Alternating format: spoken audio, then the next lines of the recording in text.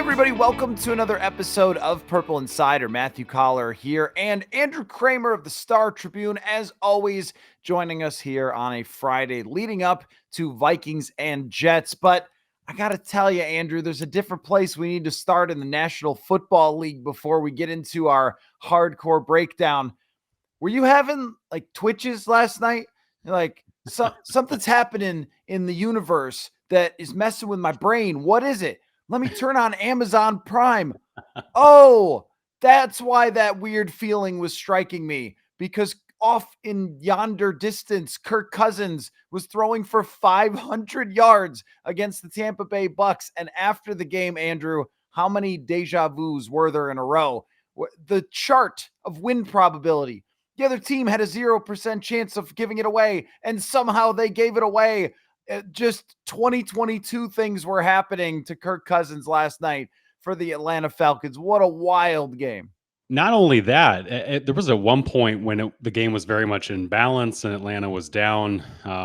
Obviously, it's second, third quarter where I'm thinking, like, look, I think it was a one-score game, and it still could have been Bijan Robinson territory, and Zach Robinson kept making it the Kirk Cousins show and the Kirk Cousins offense, and they had a good plan to attack Pitts down the middle of the field, London down the middle of the field. It's just, you're right. It looked very much, and no coincidence, Zach Robinson comes from the same Los Angeles Rams coaching tree that Kevin O'Connell was a part of, and you could just see Kirk looking comfortable. And I guess it took 5 games for him to start dealing, but you're right. It was so weird because 500 yards, career high for him. We've never seen that in a Vikings uniform. But then I saw some stat that this is what we did start to see from him. He's now a winner on prime time. I think he officially has a winning record, at least in his last 15 or 16 primetime games, which is just flipping that narrative completely on its head. And of course, he went from a guy that didn't have very many comeback wins, didn't have all that many clutch drives, and was maligned for that, to all of a sudden, you can never close out Kirk. I mean, he throws the interception, and then Tampa Bay should just end the game right there and everybody should go home. But in very much 2022 type of fashion, it reminded me of the Buffalo game in 2022. Also the game that they beat the Lions at home, where Dan Campbell just needed a first down and kicked a field goal and missed it. And if you are now another team that melts at the end against Kirk Cousins, he's going to come back and beat you. I think there's something about Kirk against defenses that are playing it safe. Maybe it's because he is just really accurate with the football that he could take advantage. And then somehow he drags that Achilles riddled leg up to the line of scrimmage, gets the spike.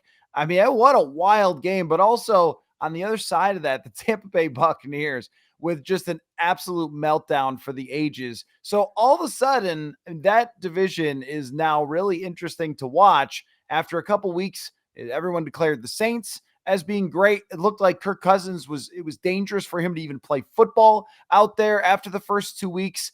And then the Bucks, they go 3-1, and then now Atlanta's back. And that is a circus in that division.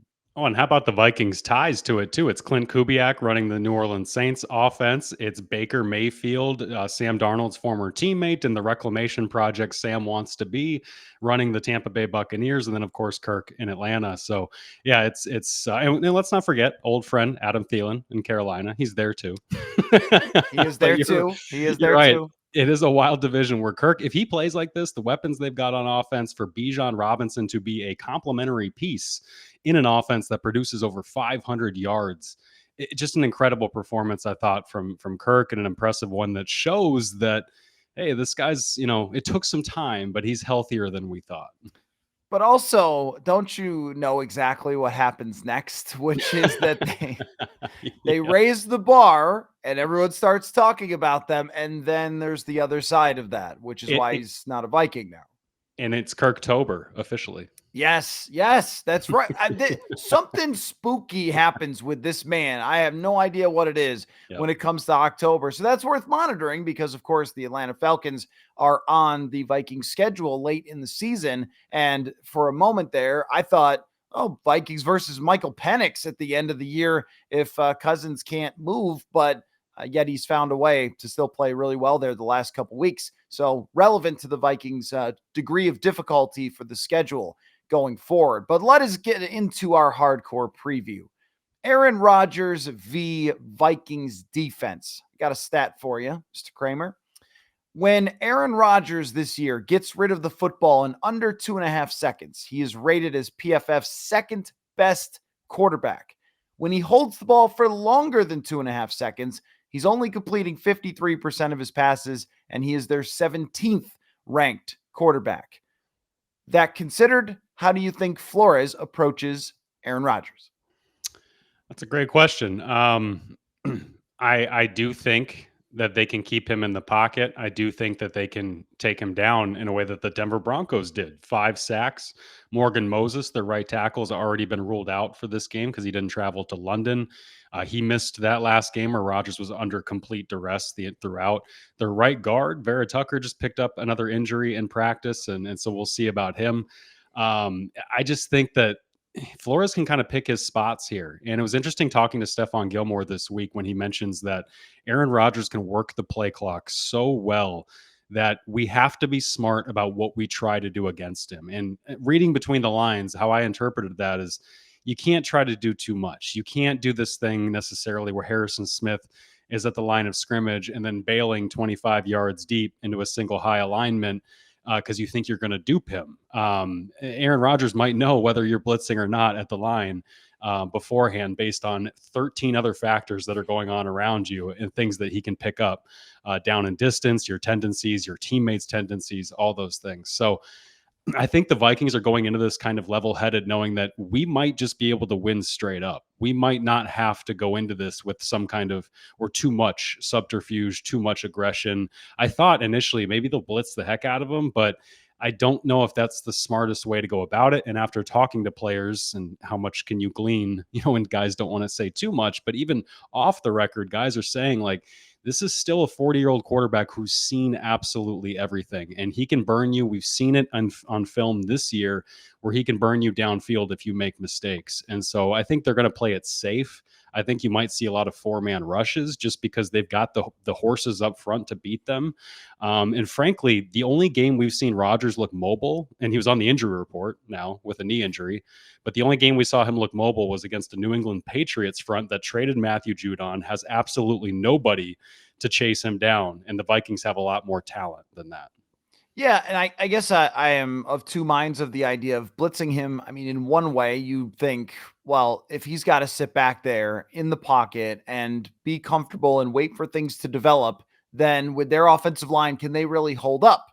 And the other thing is, too, is he going to get a little antsy back there with his recent knee injury, with the recovered Achilles? And I know that he's as tough as they come, but anybody naturally trying to protect a couple of injuries would get nervous sitting in the pocket, waiting for something to happen. But then there's the other part of hit him a couple times early on, right? I mean, and sort of impose the will a little bit. And I think that Denver did blitz quite a bit against him to try to speed things up. The other thing is, too, that if Rodgers and his offensive line are not on the same page exactly, and he's trying to do the whole cadence thing, but they don't really understand the whole cadence thing. So then this whole week, they're going to work on getting this right with him and the snap counts. I think they're going to be worried a lot about that. But how's their communication? That cadence thing to me was as much about, can they communicate blitzes and identify things in order to protect him or not? Because if they don't,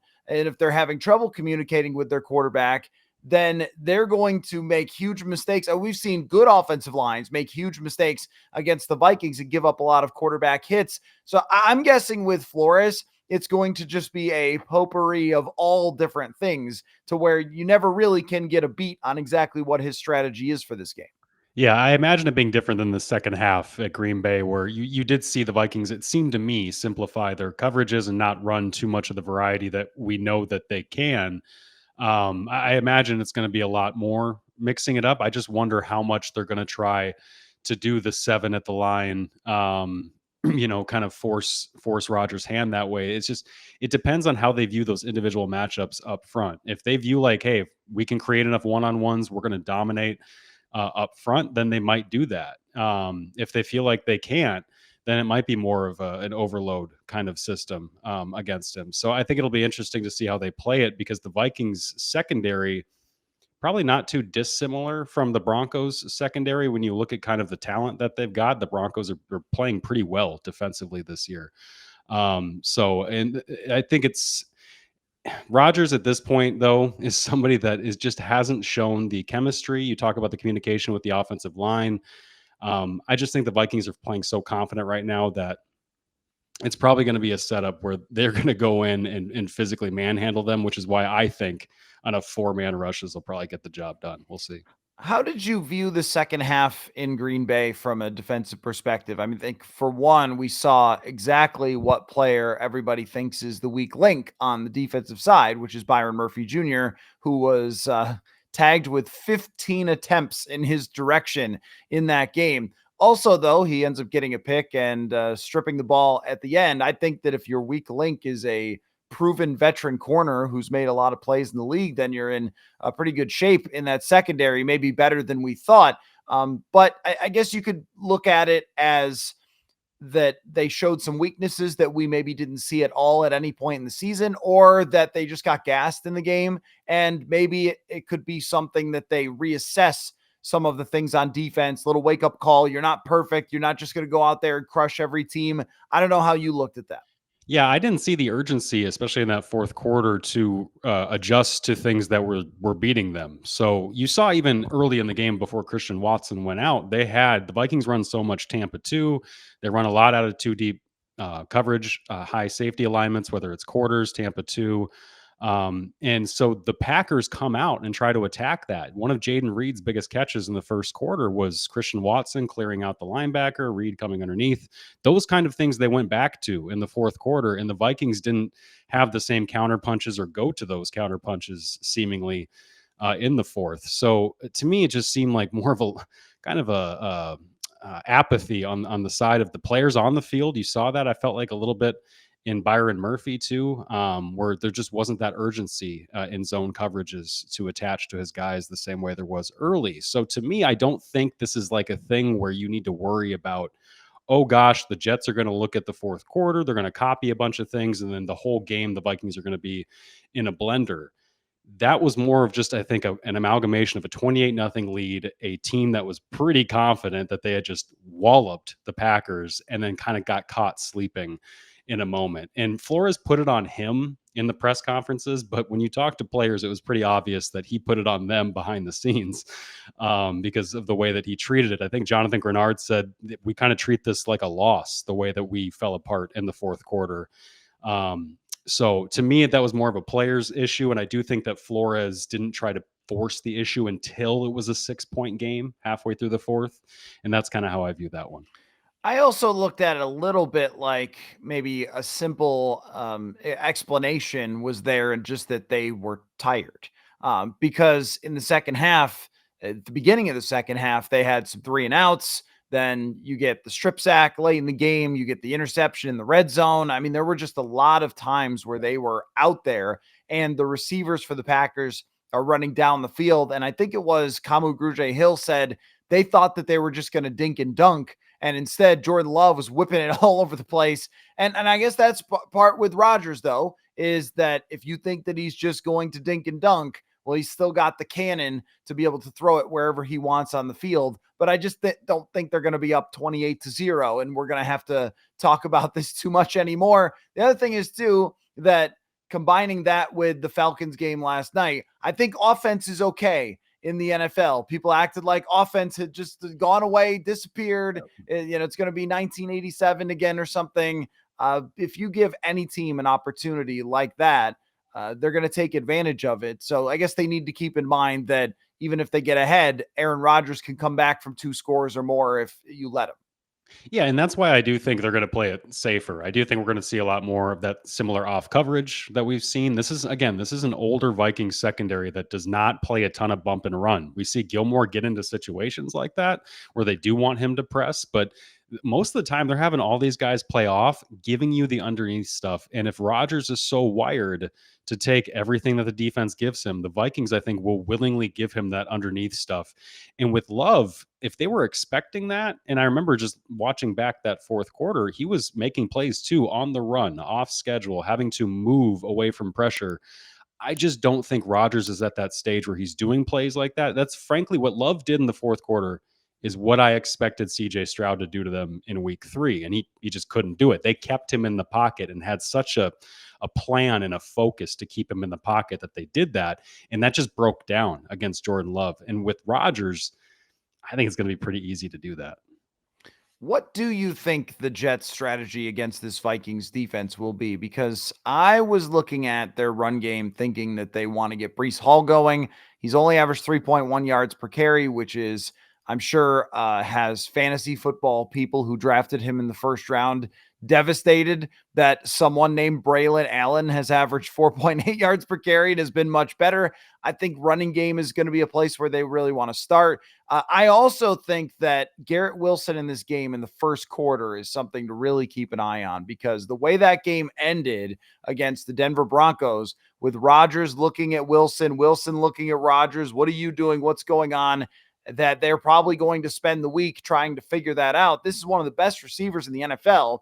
We saw him, and I know everyone did this, but we saw him cook the Vikings in 2022. He's a super talent. And for him to have, 20 catches for 191 yards. I mean, that's nothing so far for him versus the expectation. Yeah, and we'll see if the greasy wheel or the squeaky wheel gets greased, I should say, with him, because he's been complaining to the media about his usage and the routes. And I don't think that's the way to get into Rodgers' good graces, but we'll see. This is what I think. I think Robert Saleh had to have opened this week begging the offense, give us a lead. This team, this Vikings team, has not had to play from behind since the first quarter against Daniel Jones and the New York Giants. Give Aaron Rodgers, give that Jets defense a lead against this Vikings team. They have to be preaching a hot start. I agree with you. I think the run game throughout is going to be important. The Vikings have outrushed every opponent they've faced so far. Beating them is on the ground is going to be a way to do it. But to me, it's going to be that first drive, absolutely pulling no punches. If you're the Jets, whatever play you think is your best play, whatever you think is going to get you the big chunk down the field, you have to pull it out in that first drive and force Sam Darnold to feel pressure of a deficit. He just has not done that yet. So if I'm the Jets, I wouldn't be shocked if I'm coming out with Aaron Rodgers deep down the field shots, just trying to find something downfield. And if it's a turnover, whatever, because at this point, the Jets defense is playing fairly well and has since the San Francisco opener. So I think they've got enough talent that they could make things an issue for the Vikings on offense. It might not be a smooth game. This might be a 20-10 kind of game. So if you're the Jets, just give us a lead. And that's kind of what I think has to be a priority for them. Well, let's go over to the offensive side of the ball. The New York Jets have a giant fat man who's really good in the middle of their defense named Quinnen Williams. This is a concern, and I will tell you why. You already know why. Garrett Bradbury and Ed Ingram rank both as the second worst graded pass protectors at their positions by PFF. I think Bradbury is maybe 31st and Ingram is something like 61st out of 62. These guys have been by far clearly the weak link of this team. And I'm not sure when Dalton Reisner is going to come back, because they haven't opened his window to get back to practice to potentially come off of IR. So if we're looking at Hockenson several weeks from now and they're still not opening the window for Dalton Reisner, there's nobody coming to save you, especially not in England. So this matchup begins there. They were able to contain Kenny Clark. When you looked back at the film, it was not a full containment. There were definitely times where he was throwing bodies around, but since they were up by as much as they were, then it really didn't hurt them. And I think that's been the story of the season so far with the interior offensive line is, if you get up on the Giants by a couple of touchdowns, it can't kill you that Dexter Lawrence is throwing bodies. Or if you get up on the Texans as much as they did, it can't hurt you with the pass rush that they created. But in a tight game, I think they have to be very concerned about Quinnen Williams.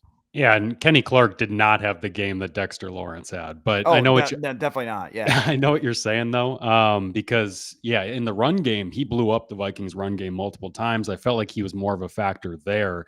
In pass protection, the Vikings just continually double teamed him. You saw the running back chips, Aaron Jones, Ty Chandler gave a lot of help up the middle.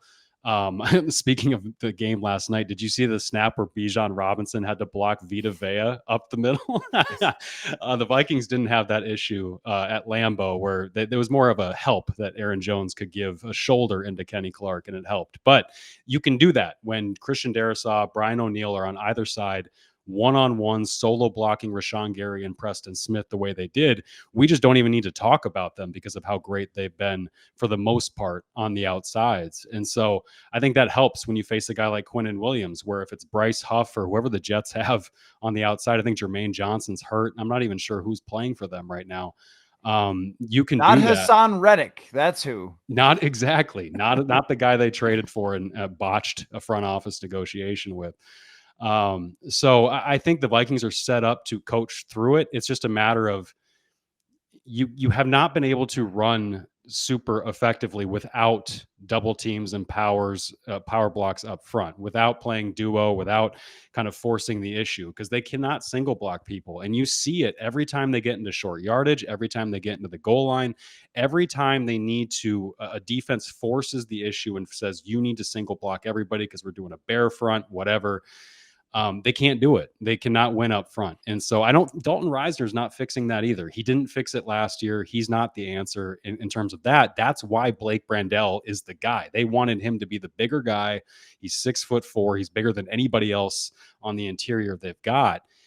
They wanted him to step in there and do that. And he's done a good job, but an O-line's only as good as your weakest link. And they got two guys who you mentioned in the run game kind of get consistently flattened or get misaligned or don't have the right technique. In Ed Ingram's case, there's a lot of things coaches talk about that just are headaches for them with those guys. And so the good thing is that they're smart enough to scheme around it.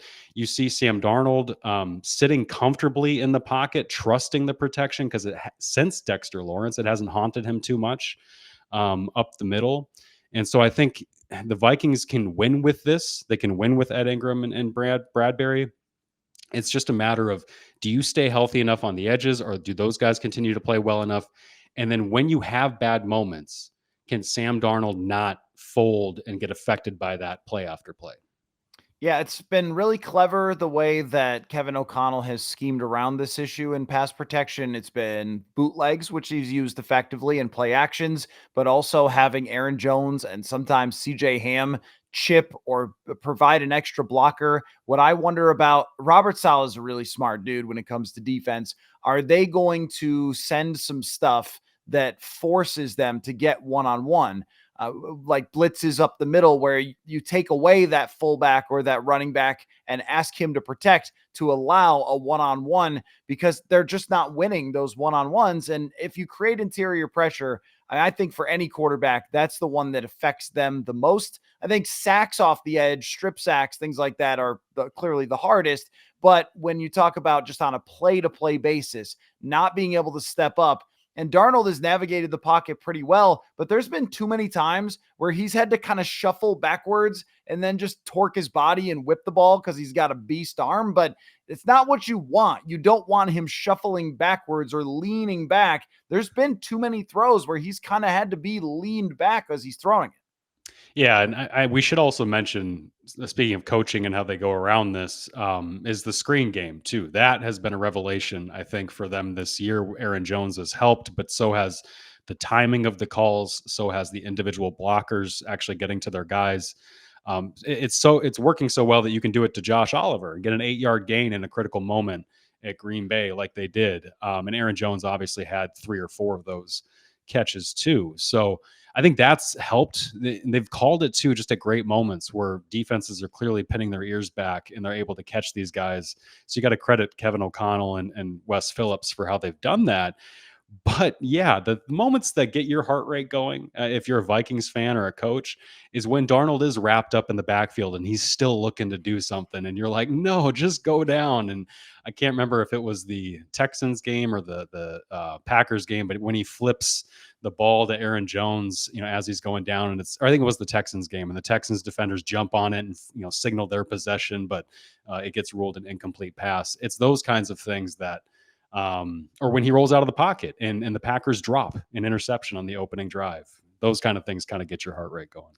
There was another one where before the strip sack, where he scrambled and then got twisted down by his knee and kind of got up and was shaking his knee. And you're like, don't do that. Don't do that. Because he will try to extend a play and make something extra happen when he's getting that pressure. And that is, like you said, something you'd rather have him just spike the ball. By the way, Iowa State fans were yelling at their applications when you were not bringing up Will McDonald IV, who has 5 sacks. So shout out to our Cyclone friends that he is going to be someone to watch off the edge here. Now, I have a disturbing stat for you. So I don't know if it's too early in the morning for you to be disturbed, but I'm going to give it to you anyway. I'm ready.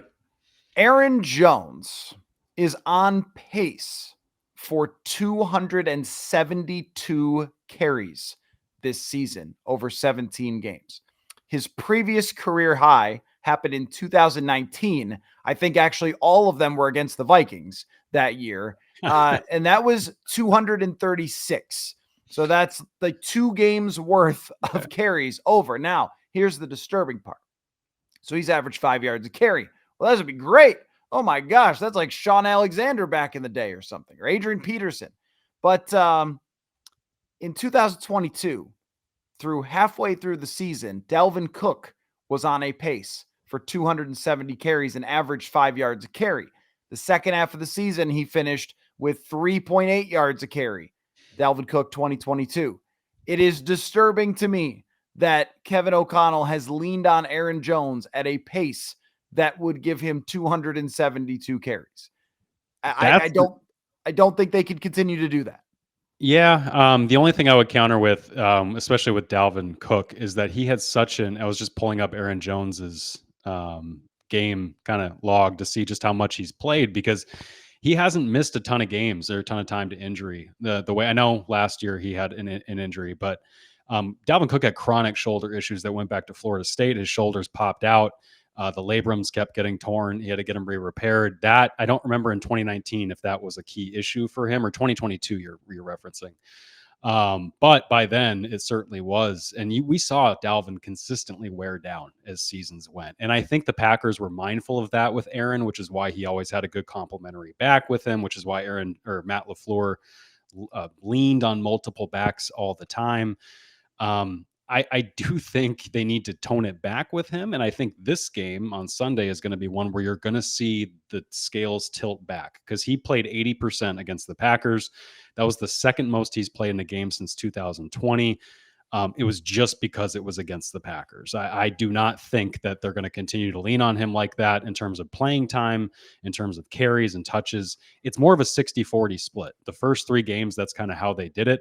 I think that's how they're going to do it moving forward. So I do think it'll even out a little bit. They've already played the Packers the one time. They're not going to face them again till later in the season. So also, Matt, what do you think about the soft part of this, quote unquote, soft part of the schedule coming up here, and how they might have opportunities to rest guys that they're already resting, whether it's Jones or Stephon Gilmore?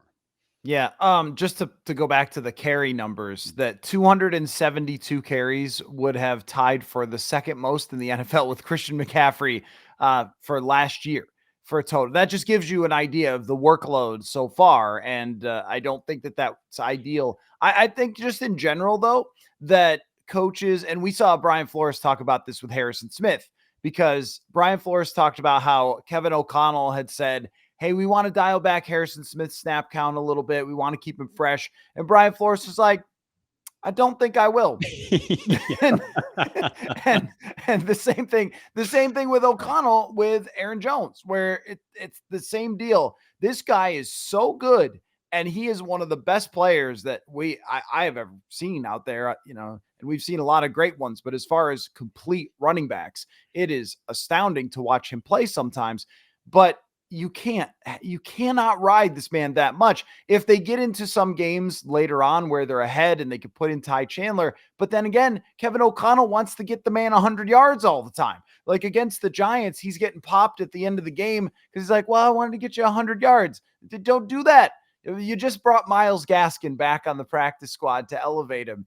Use him late in a game or something. I just think that this lack of trust for Ty Chandler and super belief in this great player is making them tip the scales a little bit too far to one side on Aaron Jones as far as the full complete picture of this season goes. Yeah, and we should note too that the Vikings again have not trailed in a game since the first quarter of week one, which means that they could lean on Aaron Jones. But then you do want to see in moments like the Texans game, maybe him play less, or the Giants game, the games that are in hand, maybe have him play less. You talk about trust in Ty Chandler. It makes me think about how they've used their running backs. CJ Ham last year, when it was a mess with Madison and Chandler, started to play a lot more third down running back. And that hasn't changed this year, which means to me that Ty Chandler has not shown them behind the scenes or in preseason games or in regular season games that he's worthy of trusting in pass protection, to know who to pick up, to have the right technique and alignment to do it, and the physicality to do it. And you've mentioned before how good Aaron Jones is in those settings. He's such a good pass protector. And you're right. Like, you see it, and you saw it against Kenny Clark and a number of those Packers defenders he knows so well. He's very good, and he's always in the right spot. And so is CJ Ham. And so the drop off to Chandler is pretty precipitous when you talk about third down work. Chandler's a good receiving back. He can get you the screen yardage, but that's first and second down type stuff typically. So we're not seeing him trusted in those third down roles, which cuts into how you can get Aaron off the field. And so then you're trusting another almost 30-year-old. Is CJ 30? He might be close to 30-year-old back to go in there and play that much more. And so I do think trust with Chandler is an issue. I do think he hasn't earned that trust to play more of that role. And when you look at the 40% of snaps he's typically playing in those first 3 weeks, it was mostly first and second down.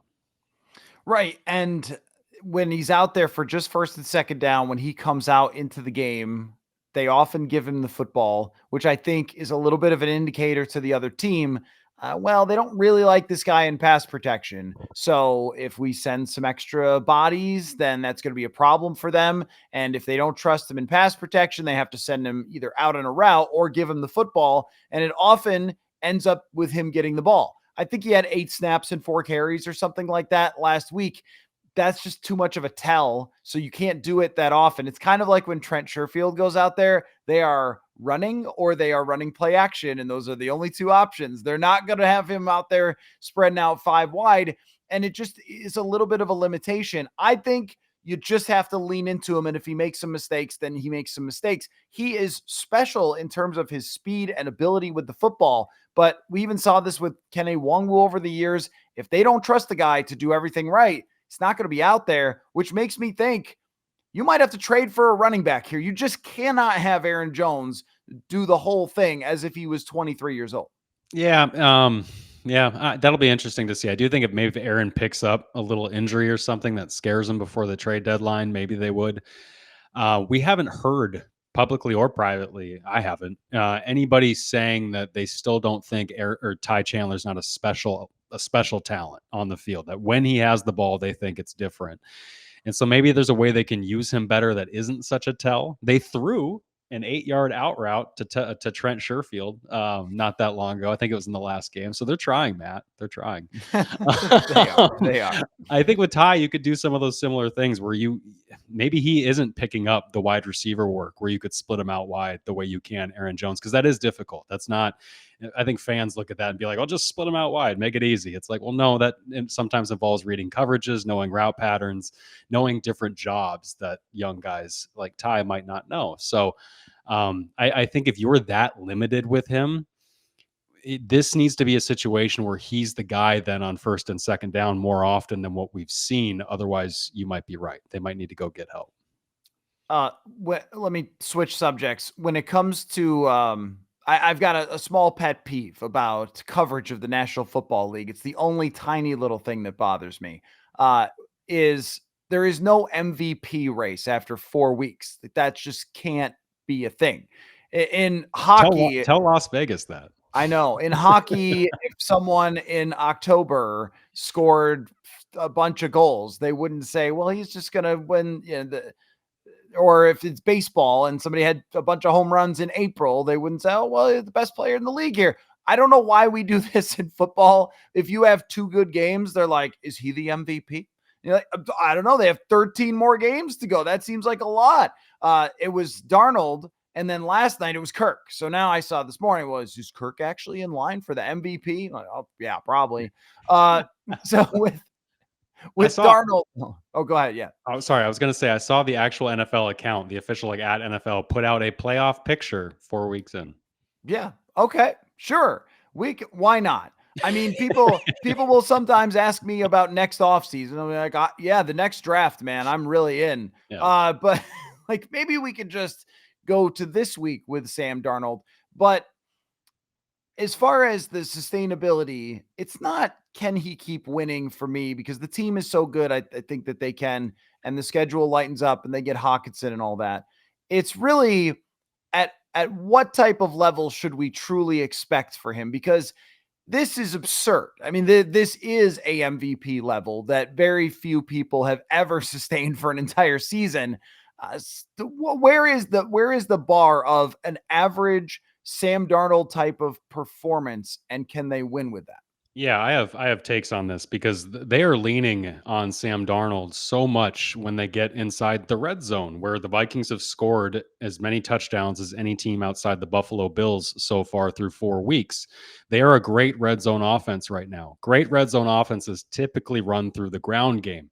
The other top red zone offenses through a quarter of the season are in Buffalo and Detroit and Washington. What do all those teams have? Running quarterbacks or great running games?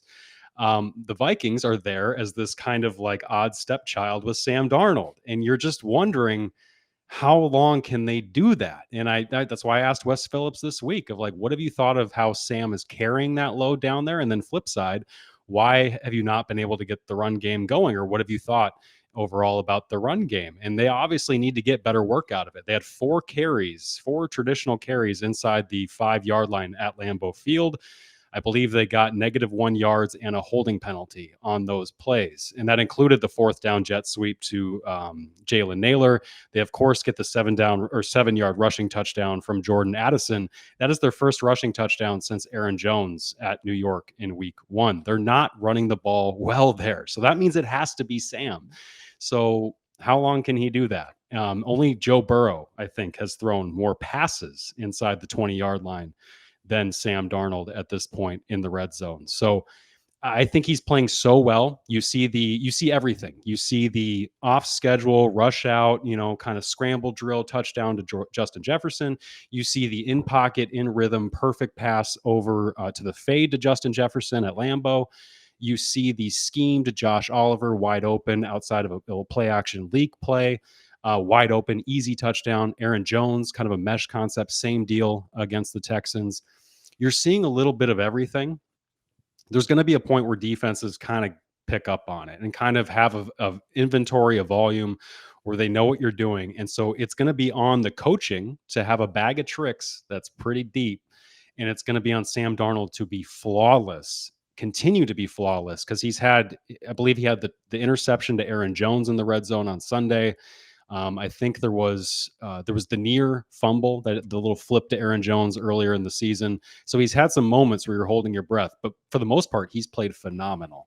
And so my long-winded take is that the sustainability of the Vikings and on Darnold in this MVP season is going to be how he plays in those moments, because I do not think this is going to be an offense that's going to try for the 40, 50, 60-yard bomb as often as they did with Kirk Cousins. Yeah, I think with Darnold, the things that a coach can do for a quarterback, he has executed really well. So that's play action where you have a deep cross and someone's wide open, which they did numerous times against the Packers for their explosive plays. I think almost all of them, except for the touchdown down the sideline to Jefferson, were crossers in the middle of the field. screen game has been phenomenal. That was something we criticized a lot. And I Yeah. never thought that the running back was the biggest guy in the screen game. I always thought it was the blocking, the execution, the timing, but it might be because Alexander Madison just couldn't do it last year. And Aaron Jones is so patient and has such great vision for that. But can you rely on a screen game every single week? Can you rely on the play action and rollouts and bootlegs every single week? There will be times where you just have to straight drop back and win a game, and that's where it's difficult. But I also think that the NFL has just become more and more of quarterbacks. There's a lot of quarterbacks who can execute it if you draw it up correctly. If you make them play point guard, Brock Purdy still averages 9 yards per pass attempt. Kirk Cousins last night, I mean, he is the ultimate sit in the pocket and just throw it where you're supposed to throw it, and guys will be there. So far, Darnold, I think, has done a really good job of understanding that if he does that, he's going to succeed. I just wonder, and O'Connell is an NFL guy. It's not one of these college guys who's running something cheesy. So this is all proven NFL type of concepts, but I wonder how he changes it and how this has to morph, because if all of your successful plays are screens and play actions, at some point that stuff, I'm not saying it runs out, but it becomes difficult to lean on. You know when it runs out? When you're playing from behind. Yes. That's the thing, is like, you can't, if you somehow, it's going to happen, you're going to find yourself in a 2-score deficit, which they've not even faced this year at any point, where the defense is going to play off. They're going to give you the underneath stuff. They're not going to be pinning their ears back trying to get after you. And they're not going to worry about your run game. And I think that's where the real questions are going to get answered about this team, is when they get punched in the mouth early, which has not happened yet. How are they going to respond? And the Vikings have come out in these games as such aggressors, wanting to do the first punching of said mouth. And they've done it every time. They've come out there and punched CJ Stroud in the mouth and Brock Purdy and made them play from behind and made them try to win. And they've won differently. They've won in a close contested game at San Francisco. They've blown teams out. So these Vikings have proven so much. It's just a question of, there's that one scenario we haven't seen yet. And that is when this offensive sauce and this kind of magic elixir and what they're doing with Darnold will really come into question of how are they going to respond in that situation. All right. What does this game mean for the Vikings? A win or a loss? 5-0 or 4-1? What's the difference to you? Yeah, you said last week, you were saying, boy, Green Bay surely seems to have a lot more on the line. And I think this time the Vikings have a lot more on the line, because a loss to the Jets, man, that just doesn't sit well. A loss to these Jets, who are 2-2, bad vibes all around, beat up quarterback, complaining wide receiver, head coach fumbling. Like, to me, look, it's possible. It's possible they lose to the Jets. I just think that would leave a worse taste in your mouth than going and losing at Green Bay to a NFC title contending team that we saw last year. This is a Jets team that you should have one up on, because your roster is better. Your coaching has been better historically. And Aaron Rodgers is nowhere near the best Aaron Rodgers we've seen. And this Vikings defense is better than any Vikings defense we've seen since 2019, 18, 17. So I think the Vikings should have the upper hand in this game. You should go in confident, feeling that you should be 5-0. And that is what's at stake, is being possibly the only undefeated team left in the NFL, going into a bye week to rest up with then a huge home game against the Detroit Lions. So you don't want to be coming off a loss, I don't think, against the New York Jets, hosting the Detroit Lions out of a bye week. I will go 20-17 Minnesota Vikings in this game. I just think that it's ugly in London, but they should win this football game. How about you? Well, were you asking me for a score prediction? I was not. I was leading that up to by giving mine first. How do you feel? Yeah, no, I agree with you. I think it'll be probably an ugly game. That is, I've been telling and saying 20-10 kind of game, where the Vikings, I think, win. I do think they make it difficult for Rodgers, and that the only question to me is if they somehow find themselves down early. I'm very curious to see what happens. And I don't think that they could underestimate at all this defense for the Jets. Yeah. They might not be as good as they were the last couple of years, but I think they still have a lot of nastiness to them. So a little knockdown, drag out, I think. All right, Andrew Krammer, Star Tribune. We do this before every game, the hardcore breakdown. This was very hardcore. We were It tossing was. stats around. I was like, whoa, whoa, whoa. Whose stat is that? Whose stat's that? It was crazy. So we'll do it again before the Lions game coming out of the bye. Thanks for your time, man. As Bart Scott said, I can't wait. As I said, football.